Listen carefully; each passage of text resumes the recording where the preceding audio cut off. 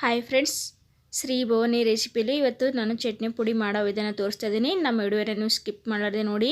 ನಮ್ಮ ಚಾನಲ್ಗೆ ನೀವು ಹೊಸಬರಾಗಿರಂದರೆ ಸಬ್ಸ್ಕ್ರೈಬ್ ಆಗಿ, ಪಕ್ಕದಲ್ಲಿರೋದು ಬೆಲ್ ಬಟನ್ ಕೂಡ ಕ್ಲಿಕ್ ಆಗಿ ಒಂದು ಲೈಕ್ ಮಾಡಿ ಫ್ರೆಂಡ್ಸ್.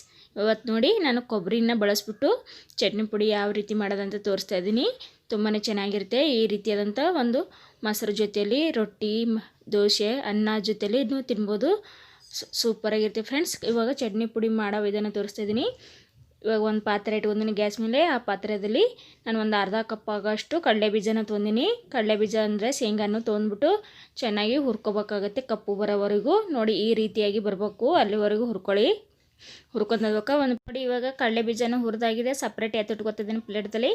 ಇವಾಗ ಒಂದು ಕಪ್ ಆಗೋಷ್ಟು ನಾನು ಕೊಬ್ಬರಿನ ಹೆರ್ಚ್ಬಿಟ್ಟು ತೊಗೊಂಡಿದ್ದೀನಿ ಫ್ರೆಂಡ್ಸ್. ಇವಾಗ ಕೊಬ್ಬರಿನ ಗ್ಯಾಸನ್ನು ಮೇಲೆ ಇಟ್ಬಿಟ್ಟು ಹುರ್ಕೊಳ್ಳಿ. ಚೆನ್ನಾಗಿ ಬಿಡಿ ಬಿಡಿಗೆ ಆಗಬೇಕು, ಅಲ್ಲಿವರೆಗೂ ಹುರ್ಕೋಬೇಕಾಗುತ್ತೆ. ತುಂಬಾ ಹೊತ್ಸಕ್ಕೆ ಹೋಗಬೇಡಿ.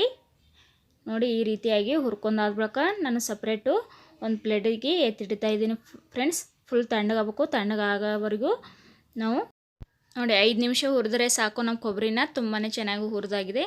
ಸಪ್ರೇಟ್ ಎತ್ತಿಟ್ಕೊತಾ ಇದ್ದೀನಿ. ಒಂದು ಅರ್ಧ ಸ್ಪೂನಷ್ಟು ಮೆಂತ್ಯನ ಬಳಸ್ತಾ ಇದ್ದೀನಿ. 1 ಸ್ಪೂನು ಜೀರಿಗೆ, ಒಂದು 3 ಸ್ಪೂನ್ ಆಗೋಷ್ಟು ಬಿಳಿ ಎಳ್ಳನ್ನು ತೊಗೊಂಡ್ಬಿಟ್ಟು ಚೆನ್ನಾಗಿ ಒಂದು ಕಲರ್ ಬರೋವರೆಗೂ ಹುರ್ಕೊಳ್ಳಿ.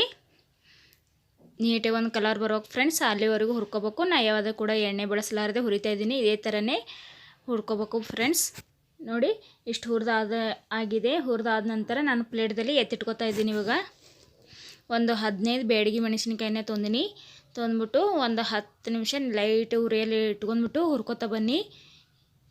ನೋಡಿ ಈ ರೀತಿಯಾಗಿ ಹುರ್ಕೋತಾ ಬಂದಾದ ನಂತರ ನೋಡಿ ಹುರಿದಾಗಿದೆ. ಇವಾಗ ನಾನು ಒಂದು ಪ್ಲೇಟ್ದಲ್ಲಿ ಎತ್ತಿಟ್ಕೊತಾ ಇದ್ದೀನಿ ಫ್ರೆಂಡ್. ಇವಾಗ ನಮ್ಮ ವಿಡಿಯೋನ ಕಟ್ಟಾಗಿದೆ. ಒಂದು ಗಡ್ಡೆ ಬೆಳ್ಳುಳ್ಳಿ ತೊಗೊಂಡಿನಿ, ಒಂದು ಸ್ವಲ್ಪ ಕೊರ್ಬೇವು ಸೊಪ್ಪನ್ನು ತೊಗೊಂಡಿನಿ, ಒಂದು ಲಿಂಬೆ ಎಟ್ಟು ಹುಣಸೆ ಹಣ್ಣನ್ನು ತೊಗೊಂಡಿನಿ ಫ್ರೆಂಡ್ಸ್.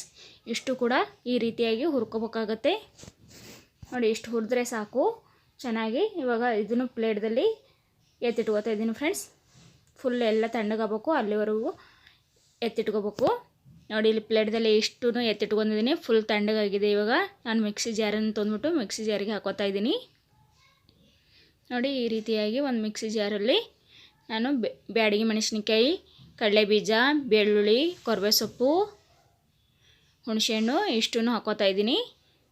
ಇವು ಎರಡು ಮಾತ್ರ ಸಪ್ರೇಟ್ ಇಟ್ಟಿದ್ದೀನಿ. ಇದು ತುಂಬಾ ನುಣ್ಣಗಾಗುತ್ತೆ, ಅದರಿಂದಾಗಿ ಸಪ್ರೇಟ್ ಅದು ರುಬ್ಕೋಬೇಕಾಗತ್ತೆ ನಾವು. ಇವಾಗ ಏನದ ರುಚಿ ತಕ್ಕಟ್ಟು ಉಪ್ಪನ್ನು ಸೇರಿಸ್ಬಿಟ್ಟು ಇವಾಗ ರುಬ್ಕೊಂಡು ಬರೋಣ. ನಾವು ನೀರು ಕೂಡ ಹಾಕ್ಬಾರ್ದು, ನೀರು ಹಾಕಲಾರ್ದೆ ರುಬ್ಕೊಂಡು ಬನ್ನಿ. ನೋಡಿ ಈ ರೀತಿಯಾಗಿ ಪುಡಿ ಮಾಡ್ಕೊಂಡು ಬರ್ಬೇಕು ಫ್ರೆಂಡ್ಸ್. ತುಂಬಾ ಚೆನ್ನಾಗಿ ಪುಡಿಯಾಗಿದೆ, ನೋಡ್ಕೋಬೋದು. ನೋಡಿ ಯಾವ ರೀತಿಯಾಗಿ ಬಂದಿದೆ. ಇಷ್ಟೇ ಬರಬೇಕು ಪುಡಿನ, ತುಂಬ ನೈಸ್ ಮಾಡೋಕ್ಕೆ ಹೋಗ್ಬೇಡಿ. ನೋಡಿ ಇಷ್ಟಿದ್ದರೆ ಸಾಕು ನಮಗೆ ಪುಡಿನ. ನೋಡಿ ಇಷ್ಟಿದ್ದರೆ ಸಾಕು ಫ್ರೆಂಡ್ಸ್. ಪುಡಿನ ತುಂಬ ನೈಸ್ ಮಾಡ್ಕೋಬಾರ್ದು, ತುಂಬಾ ದಪ್ಪನೂ ರುಬ್ಕೋಬಾರ್ದು, ಮೀಡಿಯಮಲ್ಲಿ ಇರಬೇಕು. ಸಾಕು ಇಷ್ಟಾದರೆ. ಇವಾಗ ಇದನ್ನು ಒಂದು ಬೌಲಲ್ಲಿ ಎತ್ತಿಟ್ಕೊಳ್ಳೋಣ. ನೋಡಿ ಫ್ರೆಂಡ್, ಇದನ್ನು ಒಂದು ಬೌಲಲ್ಲಿ ಎತ್ತಿಟ್ಕೊತಾ ಇದ್ದೀನಿ. ಎರಡೂ ಕೂಡ ಸಪ್ರೇಟ್ ರುಬ್ಕೋಬೇಕಾಗುತ್ತೆ. ನಾವು ಕಾಯಿ ತುರಿದು ಹಾಕೋದ್ರಿಂದಾಗಿ ತುಂಬಾ ನೈಸ್ ಆಗುತ್ತೆ, ಅದಕ್ಕೆ ಸಪ್ರೇಟ್ ತೋರಿಸ್ತಾ ಇದ್ದೀನಿ. ನೋಡಿ ಅದನ್ನು ಕೂಡ ನಾವು ಮಿಕ್ಸಿ ಜಾರಿಗೆ ಹಾಕೋತಾ ಇದ್ದೀನಿ. ಎಳ್ಳು ಮತ್ತು ಜೀರಿಗೆ, ಮೆಂತ್ಯನೂ ಹಾಕೋತಾ ಇದ್ದೀನಿ. ಇಷ್ಟೂ ನುಣ್ಣಗೆ ರುಬ್ಕೊಂಡು ಬರೋಕೆ ಇದನ್ನು.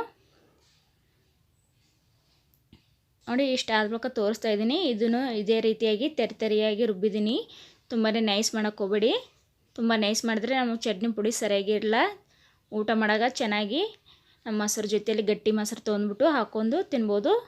ಇವಾಗ ಅದೇ ಒಂದು ಬಾಣಲೆ ಇಟ್ಬಿಟ್ಟು ಆ ಬಾಣಲೆಯಲ್ಲಿ ಒಂದು 2 ಸ್ಪೂನ್ ಆಗೋಷ್ಟು ಎಣ್ಣೆನ ಹಾಕ್ತಾಯಿದ್ದೀನಿ. 1 ಸ್ಪೂನ್ ಆಗೋಷ್ಟು ಸಾಸಿವೆ, ಒಂದು ಸ್ವಲ್ಪ ಜೀರಿಗೆನೂ ಹಾಕ್ತಾಯಿದ್ದೀನಿ. ನೋಡಿ ಇಷ್ಟು ಹಾಕಿದ್ರೆ ಸಾಕು.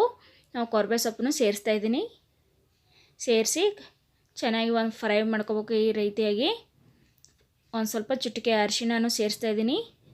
ಸೇರಿಸಾದ ನಂತರ ಚೆನ್ನಾಗಿ ಒಂದು 5 ನಿಮಿಷ ಫ್ರೈ ಮಾಡ್ಕೊಂಡ್ಬಿಟ್ಟು ಗ್ಯಾಸನ್ನು ಆಫ್ ಮಾಡ್ಕೋಬೇಕಾಗತ್ತೆ. ಆಫ್ ಮಾಡಾದ ನಂತರ ಇವಾಗ ಚಟ್ನಿ ಪುಡಿನ ಏನು ರುಬ್ಕೊಂಡಿನಲ್ಲ ಆ ಚಟ್ನಿ ಪುಡಿನೂ ಸೇರಿಸ್ತಾ ಇದ್ದೀನಿ. ಎರಡೂ ಸೇರಿಸ್ಕೋಬೇಕು ಈ ರೀತಿಯಾಗಿ. ನೋಡ್ಕೋಬೋದು ಫ್ರೆಂಡ್, ಎರಡೂ ಇಷ್ಟು ಸೇರಿಸ್ಕೊಂಡಾದ್ಬೇಕಾ ಚೆನ್ನಾಗಿ ನಾವು ಮಿಕ್ಸ್ ಮಾಡ್ಕೋಬೇಕಾಗತ್ತೆ. ತುಂಬಾ ಟೇಸ್ಟಿಯಾಗಿ ನೀವು ತಿಂಗಳಗಟ್ಲೆ ಸ್ಟೋರ್ ಮಾಡಿ ಇಡ್ಬೋದು, 15 ದಿವಸನೂ ಸ್ಟೋರ್ ಮಾಡಿ ಇಡ್ಬೋದು. ನಾವು ಸಾಂಬಾರು ಇದ್ದಿಲ್ಲ ಅಂದರೆ ಒಂದು ಮೊಸರನ್ನ ತಂದುಬಿಟ್ಟು ಮೊಸರು ಜೊತೆಯಲ್ಲಿ ಚಟ್ನಿ ಪುಡಿ ಅನ್ನದ ಜೊತೆ, ದೋಸೆ, ರೊಟ್ಟಿ ಎಲ್ಲದ್ರ ಜೊತೆನೂ ಸರ್ವ್ ಮಾಡ್ಕೊಂಡು ತಿನ್ಬೋದು. ಸೂಪರಾಗಿರುತ್ತೆ. ನೀವು ಎಲ್ಲರ ಆಚೆ ಕಡೆ ಹೋಲಕತ್ರೂ ಈ ರೀತಿಯಾದಂಥ ಒಂದು ಚಟ್ನಿ ಪುಡಿ ರೆಡಿ ಮಾಡ್ಕೊಂಡು ಒಯ್ಬೋದು.